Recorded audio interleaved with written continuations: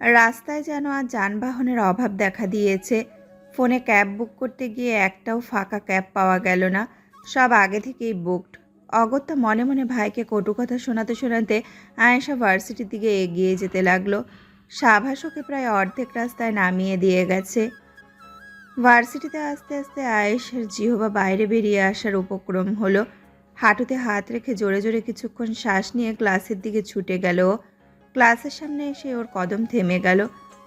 দ্রুত আড়াল হয়ে কপাল চাপড়ে বলল, হায় আল্লাহ, আমার তো মনেই ছিল না এই অ্যানাকোন্ডা সাপের ক্লাস আজ ফার্স্ট ডে। অল্প একটু খুঁত পেলেই যে সাপের মতো পেঁচিয়ে পেঁচিয়ে অপমান করে, তার ক্লাসের দিনেই লেট হতে হলো।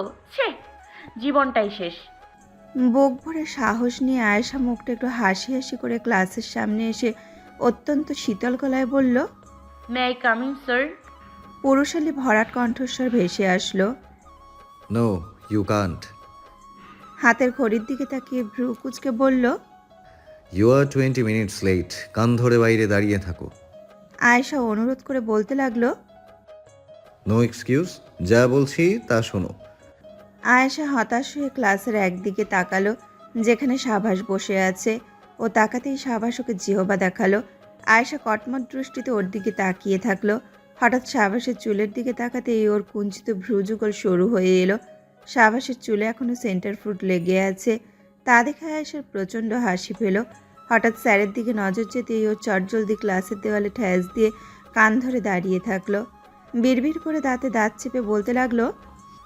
অ্যানাকোন্ডা এই আধুনিক যুগে এসেও পুরাতন পদ্ধতি ইউজ করেছে।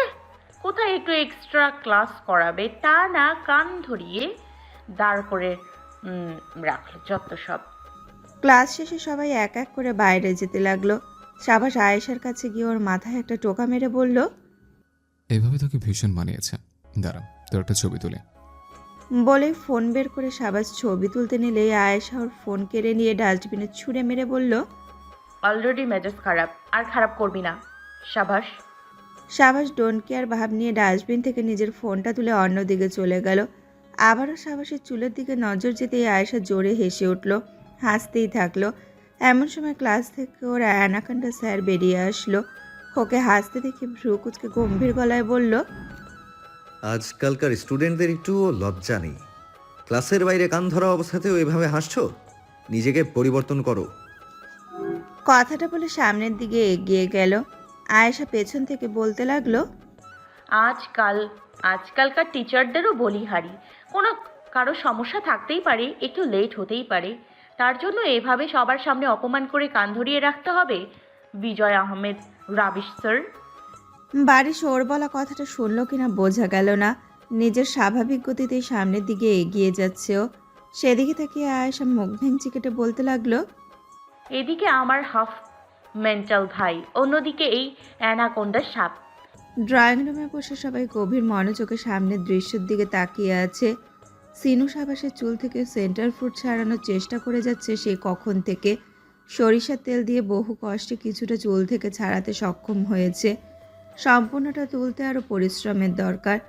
অবশেষে সিনু নিজের পরিশ্রমের দ্বারা সাবাসের চুল থেকে সেন্টার ফ্রুট মুক্ত করতে সক্ষম হয়েছে। মাঝখানে সাবাস অবশ্য বিরক্ত হয়ে বলেই ফেলেছিল, একবারে চুলটা কেটে ফেলো তো মাম্মা। কিন্তু সিনু শোনেনি। ছেলের চুল কাটতে কোনোভাবেই রাজি ছিল না ও। তবে এত কিছুর মধ্যে সাবাসের চুল তেল দিয়ে ভরে গেছে। ওর অবস্থা দেখে আয়েশা হাসতে হাসতে বলল। এমনিতেই তুই কালা চা, তার উপর মাথায় তেল দেওয়ার কারণে একদম কয়লার চেয়েও কালো লাগছে। সত্যি বলছি, কয়লার খনিতে গেলে কয়লা আর তোকে আলাদাভাবে পার্থক্য করা অসম্ভব ব্যাপার হবে। মেয়ের কথা শুনে সিনুর মাথায় রাগ চেপে গেল, প্রচণ্ড ক্ষেপে গেল। যদিও সাবাস নির্লিপ্তভাবে বসে আছে, সিনু অত্যন্ত রাগত স্বরে চেঁচিয়ে উঠে বলল। এই বেয়াদব, তুমি যা তা বলবে আর আমরা সেটা হাসি মুখে মেনে নেব? কারো গায়ের কালার নিয়ে তাকে অপমান করার, তুচ্ছ তাচ্ছিল্য করার অধিকার তোমাকে কে দিয়েছে? এই শিক্ষা পেয়েছো পরিবার থেকে? আমি সব সময় দেখেছি তুমি ভাইয়ের গায়ে কালার নিয়ে মজা করতে থাকো। এসব কি আদৌ মজার কাটারে পড়ে? পরিবেশটা মুহূর্তেই গুমোট হয়ে উঠল। সাবাস মাকে খেপে যেতে দেখে বলল। মাম্মা, আমি কিছু মনে করিনি, তুমি শান্ত হও। তুমি কিছু না মনে করলেও আমি করেছি। ও লাই পেয়ে গেছে। ও কোন সাহসে অন্যকে অপমান করছে? ও এই শিক্ষা কোথা থেকে পেয়েছে? আমি তো দেইনি। আয়েশার চোখ ছলছল করে উঠল। কম্পিত গলায় বলতে লাগলো, আফওয়ান মাম্মা, আমি আসলে তুমি আসলে কি, হ্যাঁ? নিজেকে শুধরে নাও আয়েশা, স্বভাব পরিবর্তন করো। আফওয়ান মাম্মা আর কখনো হবে না। সিনুর মাথা এখনো ঠান্ডা হয়নি। তা দেখে সাবাস শান্ত গলায় বলে উঠল, মাম্মা প্লিজ মাফ করে দাও, প্লিজ মাম্মা, অনেক হয়েছে। সিনু অন্যদিকে মুখ করে বলল, ঠিক আছে, মাফ করে দিলাম। আয়েশা আরও একবার ক্ষমা চেয়ে কাঁদতে কাঁদতে নিজের রুমে চলে গেল। ড্রয়িং রুমে শুধু তানিয়া, সাবাস আর শিনু রয়েছে।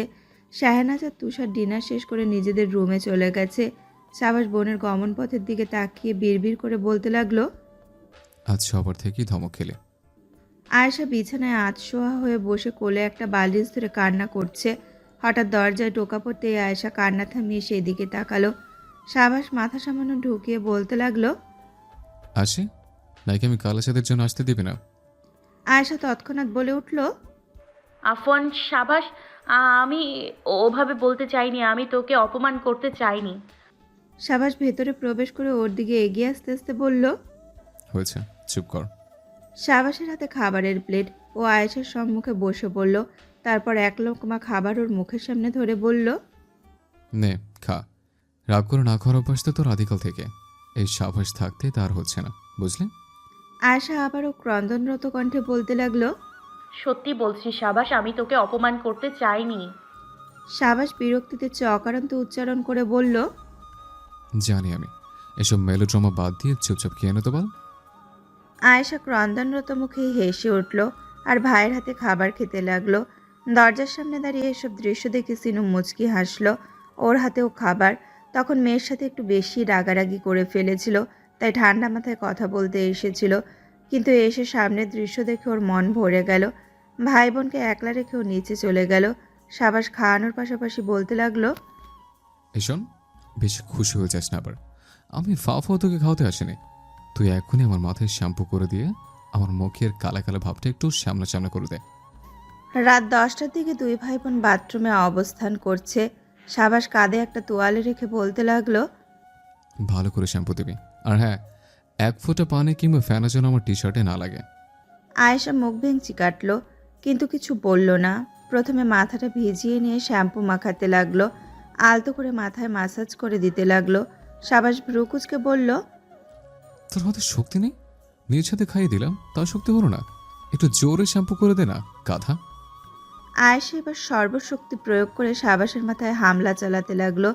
এতে করে সাবাস খানিকটা ভরকে গিয়ে বলল, গাধি, আমার মাথা কি ভর্তা বানাতে যাচ্ছিস? আক্কেল নেই তোর? আয়েশা খেপে গিয়ে বলল, তো আমি করবোটা কি? আস্তে করলেও দোষ, আবার জোরে করলেও দোষ। তুই বরং এক কাজ কর, মাথাটা খোল, তারপর নিজের ইচ্ছা মতো শ্যাম্পু করতে থাক। বেশি প্যাচর প্যাচর না করে শ্যাম্পু করে দে। ফাও খাবার এনে তোকে খাইয়ে দিয়ে নে। মনোযোগ দিয়ে কাজ কর। আয়েশার ঠোঁটের কোণে আচমকা হাসি ফুটে উঠল। এবার অত্যন্ত ডেডিকেশনের সাথে শ্যাম্পু করে দিতে লাগলো। হঠাৎ মাথায় দুষ্টু বুদ্ধি এসে গেল ওর।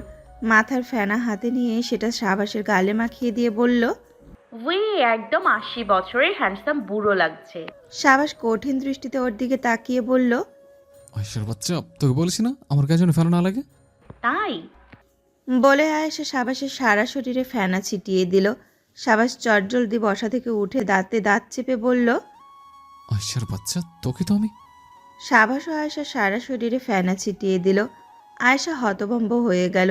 সাবাস বাঁকা এসে বাথরুম থেকে বেরিয়ে যেতে যেতে বলল, এই ঠান্ডা আবহাওয়ায় আমি আমার জমাজ বোনকে রেখে একা কিভাবে গোসল করতে পারি?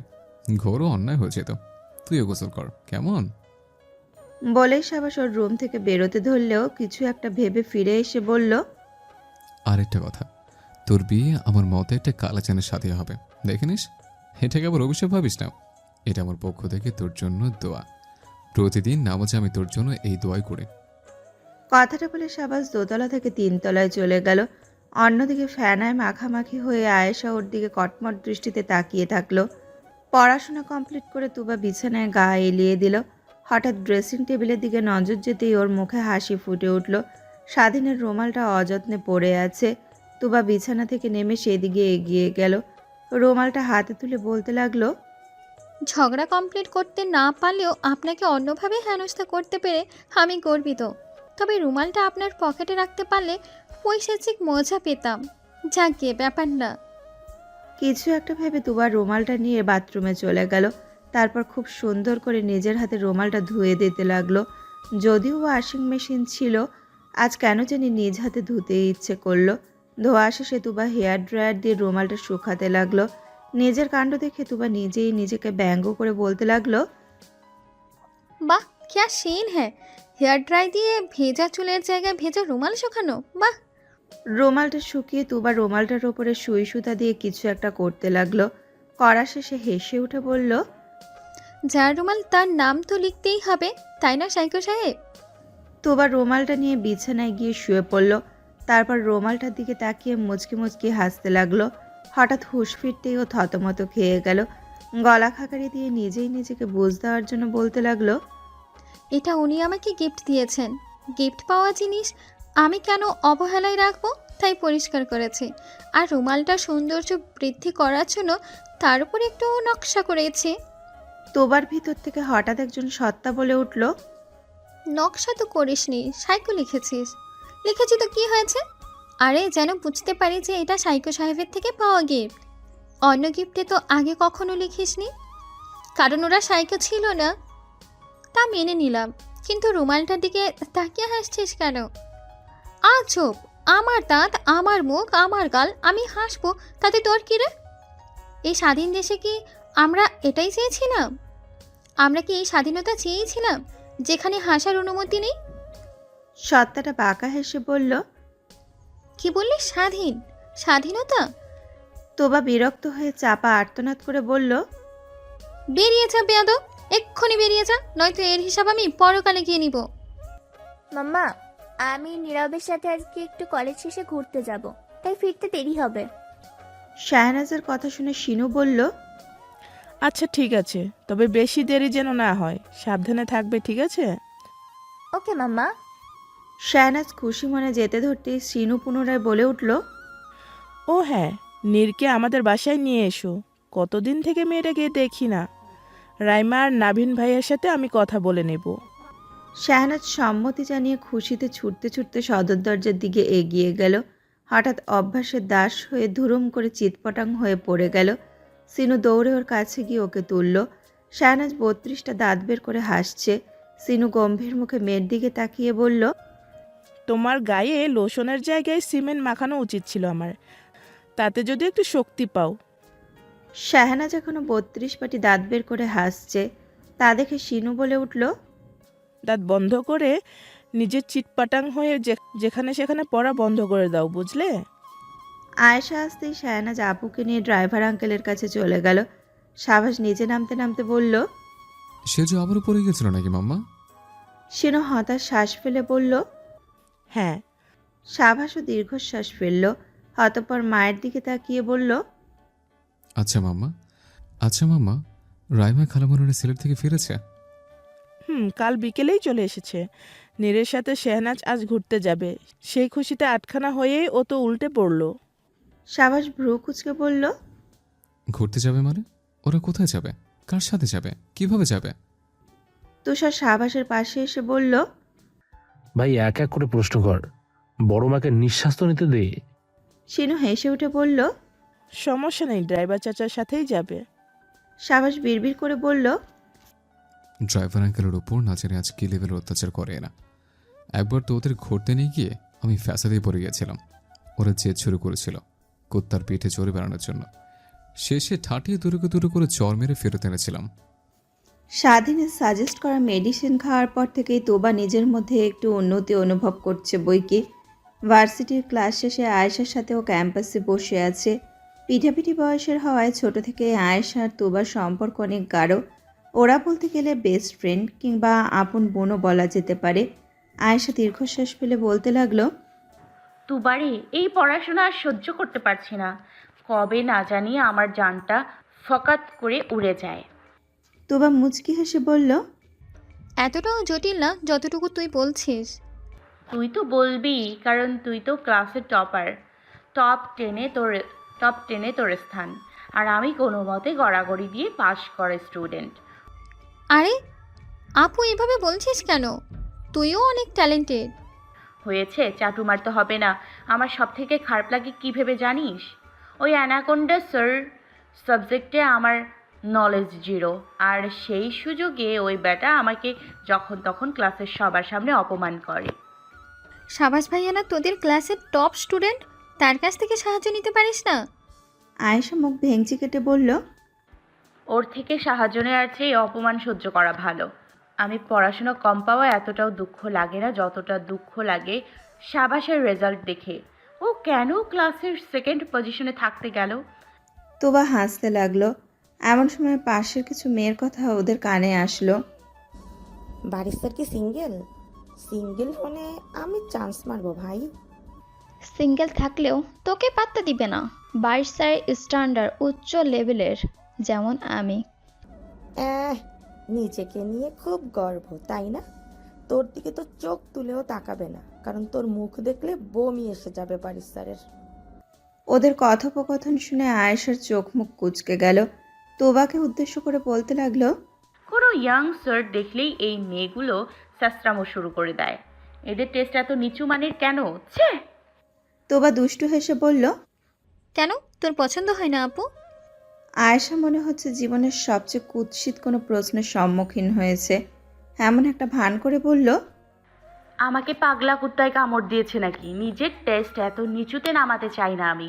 স্যারের বয়স মনে কর 31 বা 32 হবে। তো সেই হিসেবে স্যার আমার চাচু আর ভাইয়ের মাঝখানের সম্বন্ধের কেউ। এ সম্পর্কে নাম বল দেখি। আয়েশা কিছুক্ষণ চুপ থেকে বলল, ভাচা। তোবা জোরে হেসে উঠে বলল, ভাচা? এটা আবার কেমন নাম? তবে বেশ পছন্দ হয়েছে আমার। বলেই জোরে জোরে হাসতে লাগলো। এমন সময় সাবাস এসে আয়েশার মাথায় টোকা মেরে বলল, বাড়ির স্যার তোর ভাজা? হঠাৎ মাথায় টোকা পড়ায় আয়েশা প্রচণ্ড ব্যথা পেল। মাথায় হাত দিয়ে রাগে গজগজ করতে করতে সাবাসের দিকে তাকিয়ে বলল, সমস্যা কি তোর? স্বাভাবিকভাবে কথা বলা যায় না? সব সময় মাথায় টোকা মারি কেন? তোর বউকে জ্বালানোর আগে আমি মরতে চাই না। সাবাস সে প্রসঙ্গে না গিয়ে বলতে লাগলো, এমনিতে বাড়ির স্যার তোর প্রতি ভীষণ বিরক্ত, তার উপর তুই তাকে ভাজা বলেছিস। আমি এখনই স্যারকে বলে দেব যাতে তোর উপর এবার একটা বোমা মেরে দেয়, তাহলে আমি একটু শান্তি পাবো। বলে উল্টো করে হাঁটতে ধরলে আয়েশা দৌড়ে ওর সামনে গিয়ে দুহাত মেলে বলল, খবরদার সাবাস, আমার সাথে পাঙ্গা দিবি না। আমি তো নেবই। কথাটা বলে সাবাস ছুটল। আয়েশা ওর পিছু পিছু ছুটল। পুরো ক্যাম্পাস ছুটাছুটি করলেও আয়েশা সাবাসের নাগাল পেল না। হঠাৎ সাবাসকে থামতে দেখে আয়েশা ওর কাছে চলে আসলো। নরম স্বরে বলতে লাগলো, এই না প্লিজ। সাবাস মিটমিট হাসতে হাসতে সামনের দিকে তাকিয়ে আছে। আয়েশা সাবাসের দিকে নজর অব্যাহত রেখেছিল, তাই সামনের দিকে তাকায়নি। সাবাসকে সামনের দিকে তাকিয়ে হাসতে দেখে আয়েশাও সেদিকে তাকালো। তাকানোর সাথেই ওর চোখ বড় বড় হয়ে গেল। বাড়ির টান টান হয়ে ওদের সম্মুখে দাঁড়িয়ে আছে। সাবাস জোর করে একটা সালাম দিল। বাড়ির শান্ত স্বরে সালামের জবাব দিয়ে ওদের দুইজনের দিকে তাকিয়ে থাকলো। পর মুহূর্তে সাবাস কিছু বলতে যাবে তার আগে আয়েশা ওর মুখে নিজের এক হাত চেপে ধরল, আর অন্য হাত দিয়ে ওর শার্ট খামচে ধরে বিব্রত ভঙ্গিতে বারিশকে সালাম দিয়ে সাবাসকে সেখান থেকে টানতে টানতে নিয়ে গেল। বারিশ ওদের দিকে অপলকভাবে তাকিয়ে আছে।